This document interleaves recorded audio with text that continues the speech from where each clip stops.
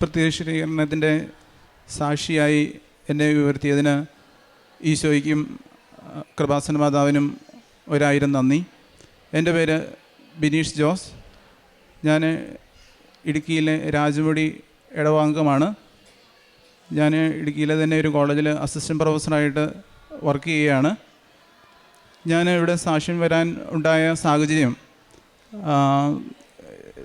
2018 ഞാൻ PhD ആരംഭിച്ചിരുന്നു. അതിനുശേഷം 6 വർഷത്തോളമായിട്ടും PhDക്ക് കാര്യമായ പുരോഗതിയൊന്നും ഉണ്ടായില്ല. 2024 ആയപ്പോഴേക്കും PhDക്ക് സബ്മിറ്റ് ചെയ്യാൻ വേണ്ടി ജേർണൽ പേപ്പറുകളാകണം. അതിൽ ഒരു ജേർണൽ പേപ്പർ മാത്രമേ 6 വർഷമായിട്ട് എനിക്ക് ആയുള്ളായിരുന്നു. അപ്പോൾ അതുകൊണ്ട് എനിക്കത് സബ്മിറ്റ് ചെയ്യാൻ സാധിച്ചില്ല. അപ്പോൾ ഞാൻ ഇൻറ്റൻസീവായിട്ട് അതിൽ വർക്ക് ചെയ്യാൻ വേണ്ടി 2024 നവംബറിൽ ലീവ് എടുക്കുവാൻ വേണ്ടി തീരുമാനിച്ചു. അപ്പോൾ ലീവ് എടുക്കുവാൻ വേണ്ടി തീരുമാനിച്ചപ്പോഴാണ് വൈഫ് പറഞ്ഞു, അങ്ങനെ ഇൻറ്റൻസീവായിട്ട് വർക്ക് ചെയ്യുമ്പോൾ മാതാവിൻ്റെ ഒരു അനുഗ്രഹം കൂടി ഉണ്ടെങ്കിൽ നന്നായിട്ട് അത് ചെയ്യാൻ പറ്റും. കൃപാസനത്തിൽ പോയി ഒരു ഉടമ്പടി എടുക്കുകയാണെങ്കിൽ മാതാവിൻ്റെ സഹായത്തോടുകൂടി സമയ ചുരുക്കത്തിൽ അത് ചെയ്തു തീർക്കാൻ സാധിക്കുമെന്ന് വൈഫ് പറയുകയുണ്ടായി. അതിൻ്റെ വെളിച്ചത്തിൽ 2024 നവംബർ 7-ാം തീയതി ഞാൻ കൃപാസനത്തിൽ വരികയും ആദ്യമായി ഉടമ്പടി എടുക്കുകയും ചെയ്തു. അതിനുശേഷം ഞാൻ വർക്ക് കണ്ടിന്യൂ ചെയ്തു. അതോടൊപ്പം തന്നെ പ്രേക്ഷിത പ്രവർത്തനവും കാരുണ്യ പ്രവർത്തികളും ഒക്കെയായി മുന്നോട്ട് പോവുകയും ചെയ്തു. ജനുവരി 20-ാം തീയതി ഞാൻ ഒരു 10 ജേർണൽ പേപ്പറുകളിൽ സബ്മിറ്റ് ചെയ്തിട്ട് റിജക്റ്റ് ചെയ്ത ആ പേപ്പർ 2025 ജനുവരി 20-ാം തീയതി ഒരു ജേർണലിൽ സബ്മിറ്റ് ചെയ്യുകയും ആ സബ്മിറ്റ് ചെയ്ത് കുറേ നാളുകളായിട്ട് നടക്കാതിരുന്ന കാര്യം, 6 വർഷമായിട്ട് എനിക്ക് നടക്കാതിരുന്ന കാര്യം 2 മാസത്തിനുള്ളിൽ ആ ജേർണൽ പേപ്പറിൽ നിന്ന് അത് റിവിഷൻ വരികയും അത് റിവൈസ് ചെയ്ത് വീണ്ടും സബ്മിറ്റ് ചെയ്തതിന് ശേഷം 1 മാസത്തിനുള്ളിൽ അത് അക്സെപ്റ്റ് ചെയ്തു എന്ന് പറഞ്ഞുകൊണ്ടുള്ള മെയിൽ എനിക്ക് കിട്ടുകയും ചെയ്തു.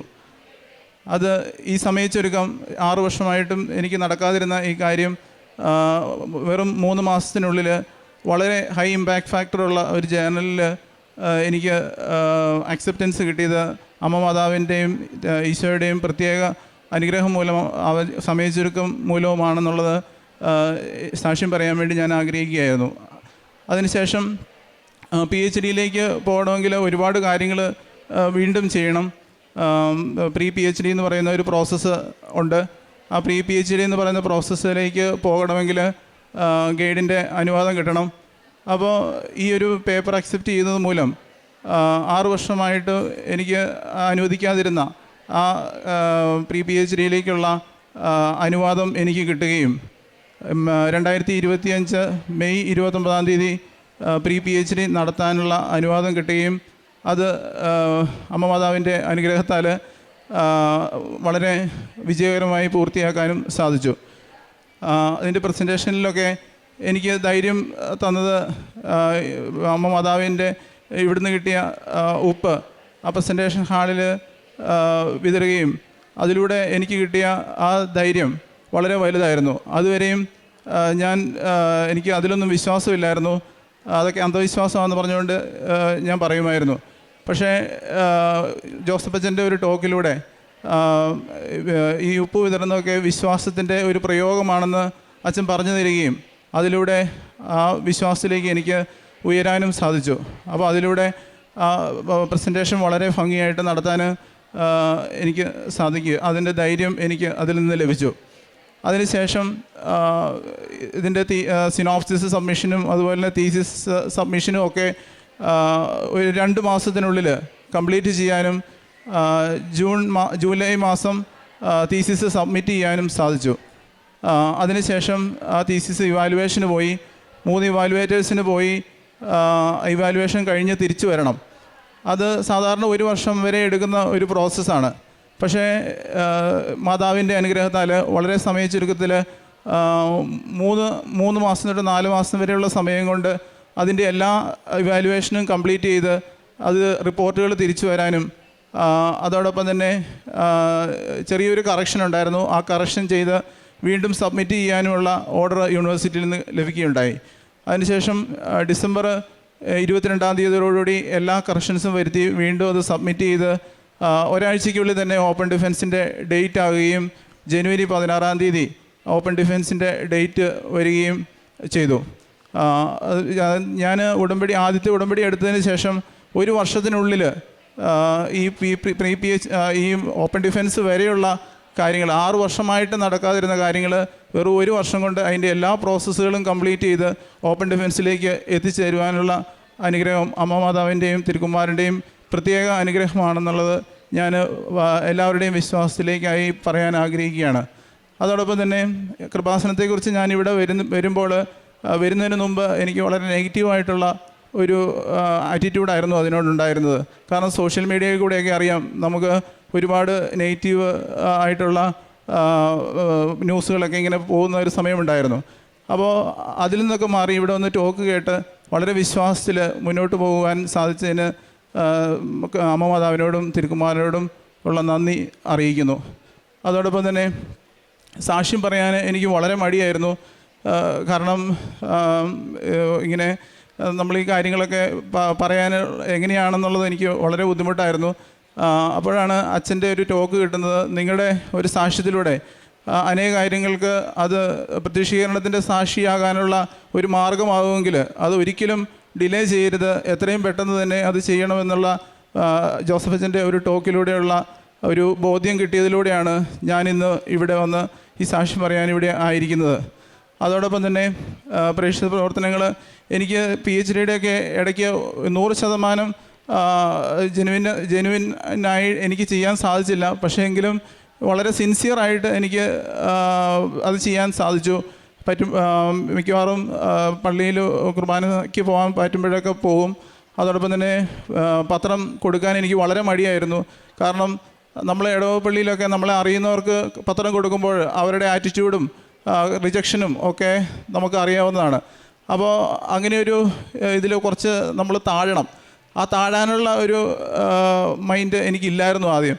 പക്ഷേ അതൊക്കെ എനിക്ക് അമ്മ മാതാവിൻ്റെയും തിരുക്കുമാരൻ്റെയും സഹായത്തോടുകൂടി അങ്ങനെ താഴ്മയോടുകൂടി അത് കൊടുക്കുവാനും അവർ റിജക്റ്റ് ചെയ്യുവാണെങ്കിൽ അതിനെ വളരെ ധൈര്യപൂർവ്വം ഫേസ് ചെയ്യുവാനൊക്കെയുള്ള ഒരു ധൈര്യം ലഭിച്ചു. അതോടൊപ്പം തന്നെ പ്രേക്ഷിത പ്രവർത്തനങ്ങളിൽ അങ്ങനെ മുഴുകി. അതുപോലെ കാരുണ്യ പ്രവർത്തികളിൽ ഞാൻ കോട്ടയത്ത് യൂണിവേഴ്സിറ്റിയിൽ ഇൻറ്റൻസീവായിട്ട് വന്നപ്പോൾ അവിടെ മെഡിക്കൽ കോളേജിൽ പോവുകയും അവിടുത്തെ രോഗികളെയൊക്കെ കാണുകയും അതോടൊപ്പം തന്നെ അവിടെ ആശ്രയ എന്ന് പറയുന്ന ഒരു ട്രസ്റ്റുണ്ട്. അവിടെ രോഗികളെ പോയി കാണുകയും അവരെ ആശ്വസിപ്പിക്കുകയും അവർക്ക് വേണ്ട വസ്ത്രങ്ങളും അതോടൊപ്പം തന്നെ ഫുഡിനുള്ള പൈസയൊക്കെ കൊടുക്കുകയൊക്കെ ചെയ്തു. അതോടൊപ്പം തന്നെ ഞങ്ങളുടെ നാട്ടിലുള്ള സ്നേഹ മന്ദിരം എന്ന് പറയുന്ന സ്ഥലമുണ്ട്. അവിടെ പോയി ഈ അനാഥരായ കുട്ടികളെ ഒക്കെ പഠിപ്പിക്കാൻ വേണ്ടി സഹായിക്കാൻ വേണ്ടി ധനസഹായം നൽകുകയും അങ്ങനെ എന്നാലാകുന്ന വിധം അത് നടത്തുകയും ചെയ്തു. ഇന്ന് ഞാൻ വീണ്ടും ഉടമ്പടി പുതുക്കി പഴയതിലും കുറച്ചുകൂടി നന്നായിട്ട് അതിൻ്റെ കാരുണ്യപ്രവൃത്തികളും പ്രേക്ഷിത പ്രവർത്തനവും നടത്തി വിശ്വാസത്തിൽ മുന്നോട്ട് പോകണമെന്നുള്ള ആഗ്രഹവുമുണ്ട്. ഇത്രയും ഈ ഒരു PhDയുടെ സാക്ഷ്യത്തിലൂടെ അമ്മ മാതാവും തിരുക്കുമാരനും എനിക്ക് തന്ന ഈ അനുഗ്രഹങ്ങൾ നന്ദിയോടെ ഓർത്തുകൊണ്ട് ഞാൻ നിർത്തുന്നു. നന്ദി. വിശുദ്ധ ലൂക്കായുടെ സുവിശേഷം 24-ാം അധ്യായം 32-ാം തിരുവചനം.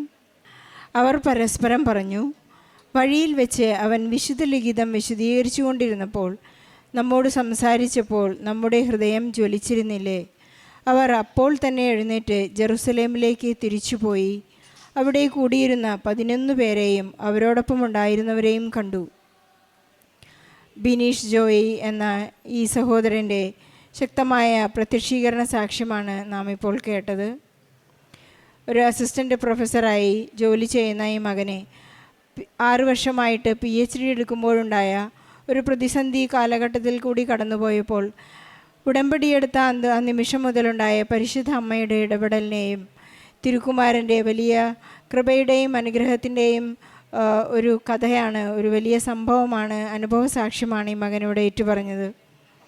മകൻ 6 വർഷമായിട്ട് വളരെ ബുദ്ധിമുട്ടിയിട്ടായിരുന്നു അദ്ദേഹത്തിൻ്റെ ഫസ്റ്റ് ജേണൽ സബ്മിറ്റ് ചെയ്തത്. എന്നാൽ തന്നെയും അത് ആക്സെപ്റ്റ് ചെയ്യാനായിട്ട് വളരെയധികം സമയമെടുത്തു.